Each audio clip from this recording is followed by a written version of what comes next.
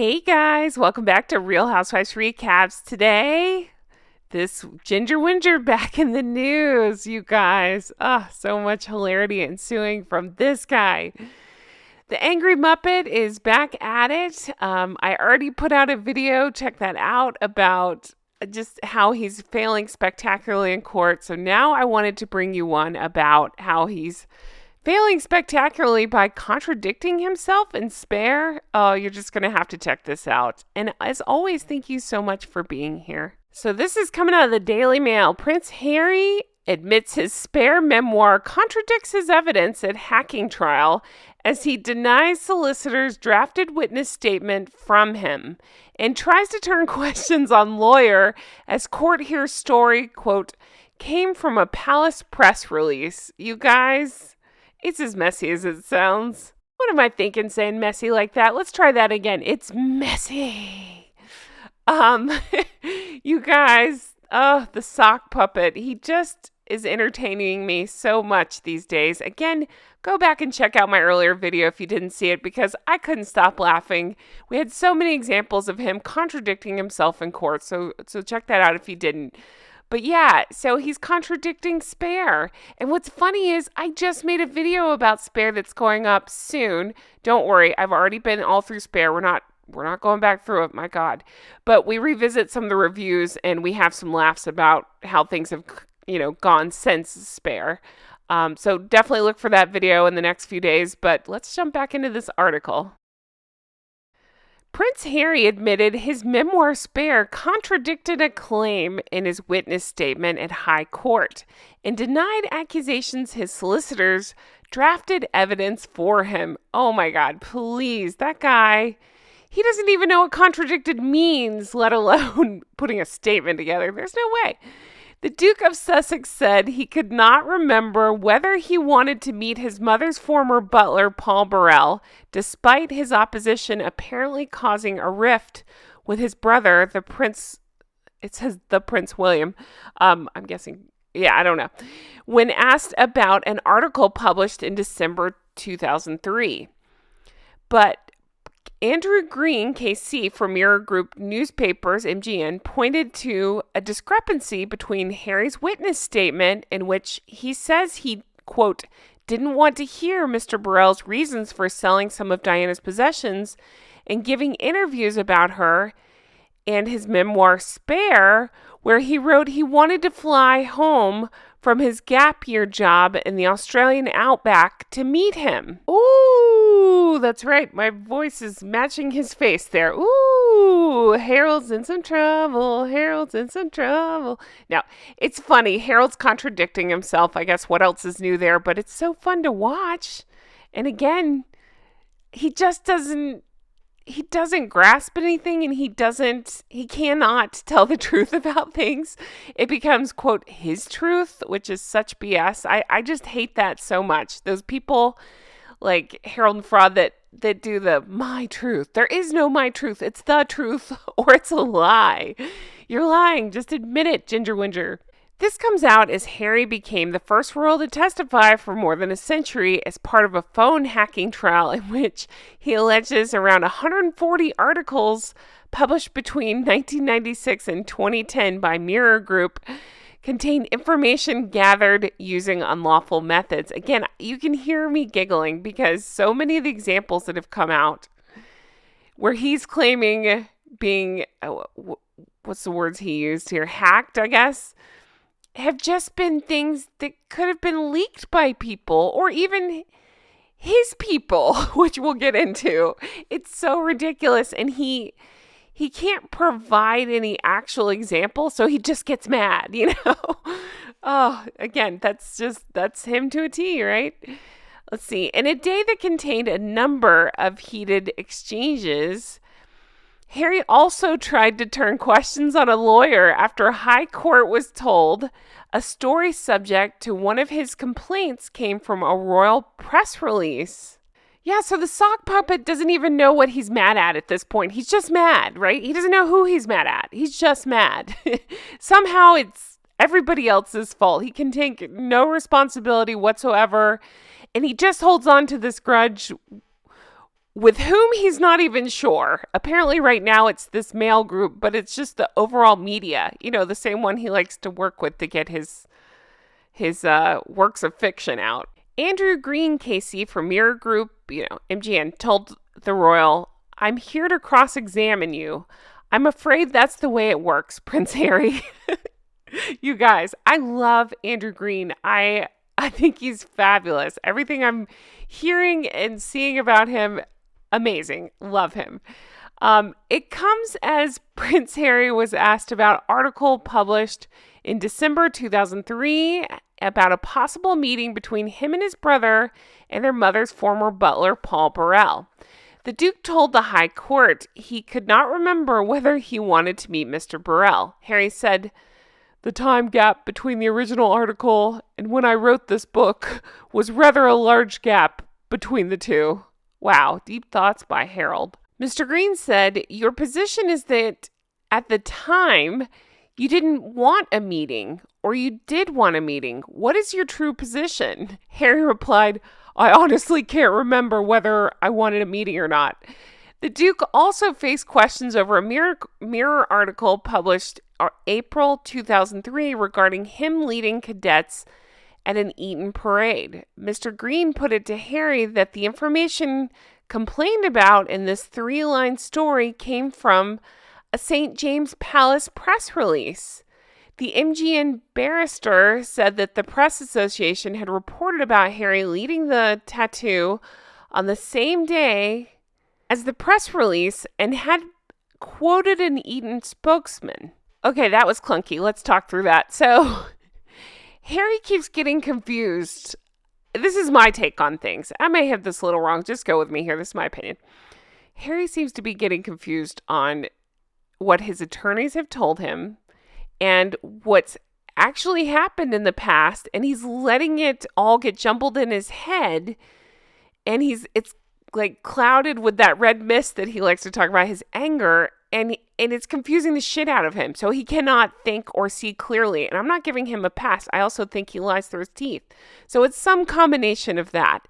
And Mr. Green, I don't know how he's able to not just bust out laughing to keep his composure through this.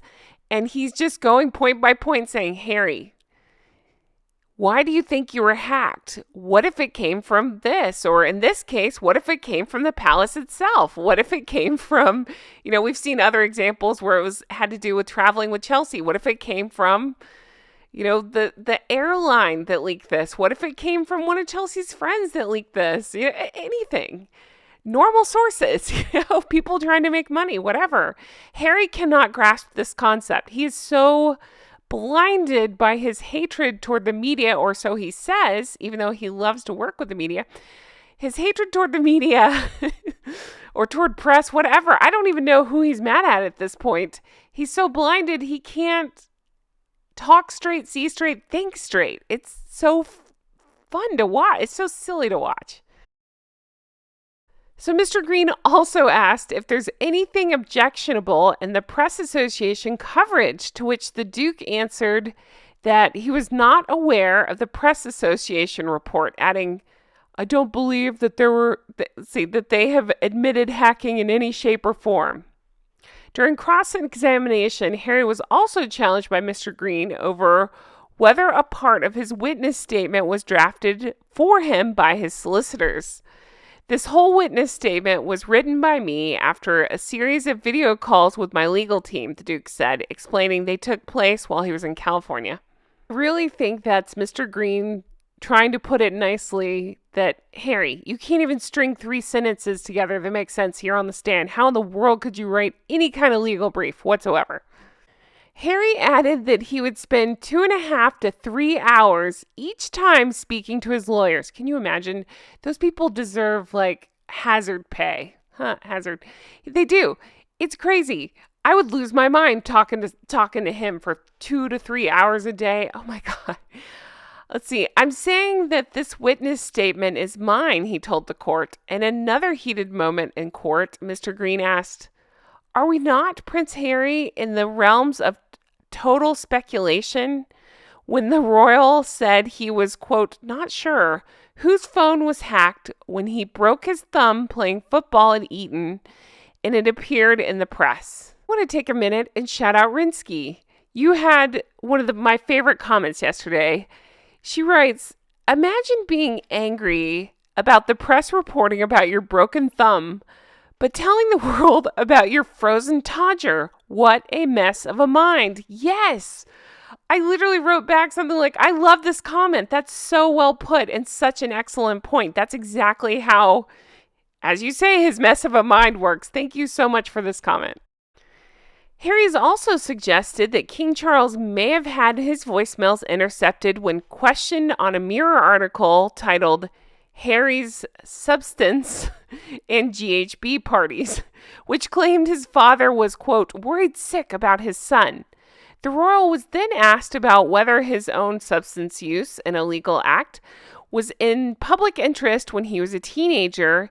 He was then third in line to the throne. He's now fifth in line, suggesting he believed it was not. He said, "There's a difference between public interest and what interests the public," you guys. I cannot with this doofus. I've just never seen anything like this. Imagine any other royal in the situation. You can't, can you? Because they wouldn't put themselves in the situation. There's a reason why William and Catherine, who it's been shown and proven they've been hacked hundreds of times. They took the high road and they took the settlement and they ended up giving it to charity. And I think that's amazing. But this doofus is coming to court and doing all these, I don't know, maybe it could have happened, you know what I mean? With no willingness to accept any other possibility because, again, he's just pissed off at the world and wants us all to know it. So this is just fascinating to watch. I'm here for it. As more information comes out, I will continue to talk about it. You guys, I really, truly am loving your comments. So keep those coming. In the last video, I asked if you have favorite nicknames for Harold and Fraud, Hank and Skank. Let me know in the comments because I had requests to put together a video of that. So keep those coming. If you didn't answer there, feel free to comment here. If you did answer in the other one, that's cool. I'll grab it from that. But yeah, anything else that you want to talk about or you want to see, please leave in the comments. As more information breaks or comes out, I will be talking about it. I'm here for all of it. And once again, thank you so much for being here. Definitely check out the merch. We got Recollections May Vary, Make It Make Sense, or check out Patreon. Patreon.com/Real Housewives Recaps. That's where you can become an executive producer and get your shout out. Speaking of which, I'm going to shout out my executive producers now. So huge thank you to Linda. Thank you, Melissa. Thank you to Paige. Huge thank you to Teresa. Thank you, Mary. Thank you, Amy. Thank you, Kay. Thank you, Shauna. Thank you, Brenda. Thank you, Aaron and Frank. Thank you, Kristen. Thank you, Ann M. Thank you, Amanda. Thank you, Ann H. Thank you, Karen. Thank you, Glynis. Thank you, Karen. Thank you, Patty. Thank you, Adair Becker. Thank you to Erica. Thank you, Amber. Thank you, Annette. Thank you, Barb G. Thank you to Diana. Thank you, Allison B. Thank you, Jean. Thank you, Lori. Thank you to Pauline. Thank you to KT. Thank you, Jolene. Thank you, Stromboli. Thank you, Catherine. Thank you, Loie. Thank you, Lucy H. Thank you to Georgia. Thank you, Susie. Thank you, Nikki. Thank you, Robin's Landing. Thank you to Helen. Thank you to Mara. Thank you, Ashley C. Thank you to Molly. Thank you, Amber. Thank you, Ashley. Thank you, Amanda. Thank you, Michelle. Thank you, Sand Squid. Thank you to Rach. Thank you, Linda. Thank you, Leslie. Thank you, Dee Dee. Thank you, Nina. Thank you, Heather. Thank you, Tracy. Thank you, Penny. Thank you, Domby. Thank you, Android P. Thank you to Sheena. Thank you, Aaron M. Thank you, Faye. Thank you, Judith. Thank you, Spectrum Mom. Thank you, Vanessa B. Thank you, Christy. Thank you, Michelle. Thank you, Mimi Heathcote. Thank you, Misty. Thank you, Candy. Thank you, Anita. Thank you, Leslie. Thank you to Bree. Thank you, Sandra. Thank you, Stephanie. Thank you to Elvis Rose here on YouTube. Thank you to Lori. Thank you, Tim B. Thank you, Jean. Thank you, Jennifer. Thank you, Stephanie. Thank you, Aaron. Thank you, Kathy. Thank you, Elisa. Thank you, Kathy with a C. Thank you, Allison. Well, I so appreciate you all. Thank you if you are on the Patreon. Thank you if you're an executive producer. And hey, if you're not, definitely check it out. We have a lot of fun over there. Guys, I hope you have the best day, and I will talk to you again soon. Can't wait to bring you another video like this. Take care. Bye-bye.